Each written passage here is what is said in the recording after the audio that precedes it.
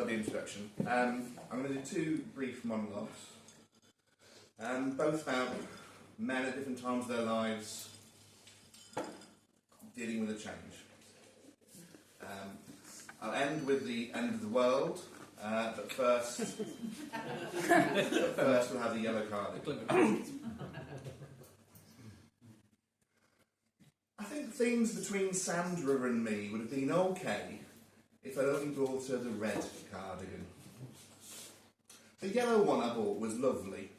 A beautiful, bright daffodil yellow it were, like a summer's day. That's what I said to her when she took it out of the Marks and Sparks bag. You brighten my life like a summer's day. She didn't say out. Was it the red one you wanted, love? I asked. No, she said, because I can change it for you if you'd like. She didn't answer. She just put the yellow cardigan on the back of the sofa. She didn't fold it, but that's okay. She was preoccupied with the Pointless Omnibus on BBC Two. She said she wanted to try something new. I thought she meant knitwear. I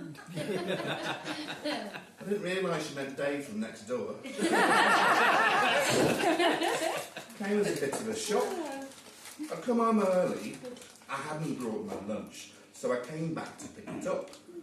I suppose I could have gone to Greg's, but I didn't fancy a steak bake. Not on a Tuesday. I could hear a commotion from the living room. There was banging, and I could hear Sandra shouting, "Harder, harder!" I assumed she was trying to assemble the IKEA bookcase we bought on Sunday. I walked into the living room, and there was Dave from next door, laid on top of Sandra, his trousers round his ankles, and his hairy white backside thrusting backwards and forwards like a locomotive piston. It clearly started as an overly optimistic pace as he was struggling to maintain a steady rhythm. I could just see Sandra's little head resting on the arm of the settee, her eyes closed and her blonde tresses waving like Medusa. From what I could see, she was naked, but it was difficult to be sure. Dave is quite a big bloke. Under her, though, the arms dangling on the floor, was the yellow cardigan. Now, normally I'm not one to cause a fuss, but the sight of that cardigan, with its tags still attached, flailing around imploringly, a non-consenting participant, it upset me. My hand dropped to my side and happened upon one of Dave's golf clubs. A 3-iron, I think. He must have come straight over from playing. The course is only down the road. I lifted it up tentatively. It felt good in my hands. I took the 5 steps over to the settee, and mid-coitus, I brought it down on the back of Dave's head!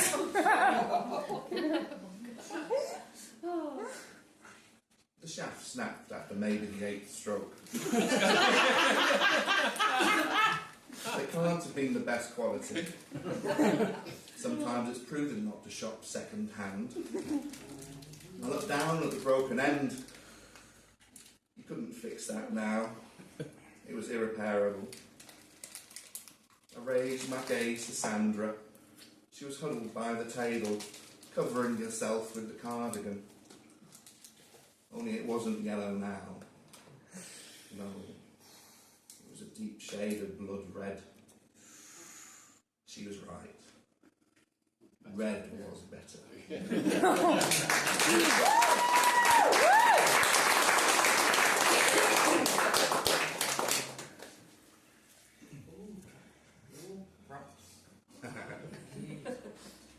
It's cold, that's all.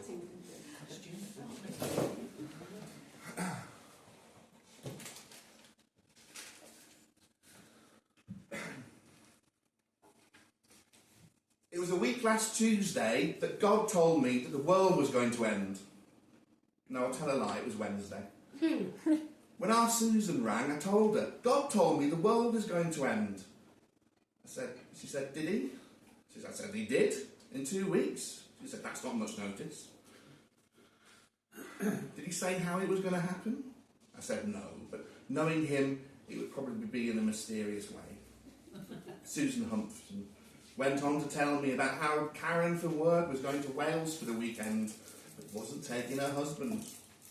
Bangor, I asked, and she said no, he wasn't, and that was part of the problem.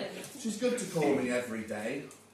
I know she'd visit if she could, but she's so terribly busy, what with work and organising the PTA and the children, and I don't want to be a burden. That's the last thing I want. And I'm okay here on my own. I get my Sainsbury's delivery every Monday, and the chemist sends my pills. So many these days, it's hard to keep track of the little devils. Red ones with meals, big white ones once a day, and the small blue ones before bed. One a night, but if the pain's too bad, I can take 2. I took 4 last night. The doctor said to call if I start to take more, but I don't want to be a burden.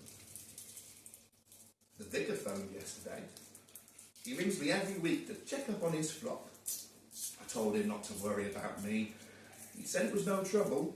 He enjoyed our chats. Imagine that. The vicar enjoying talking to me. I never have anything interesting to say. I just retelling the stories over that our Susan has told me. He says, well, what about you? And I say, I'm fine. And he says a prayer, and then he says he'll call again next week. I look forward to his calls.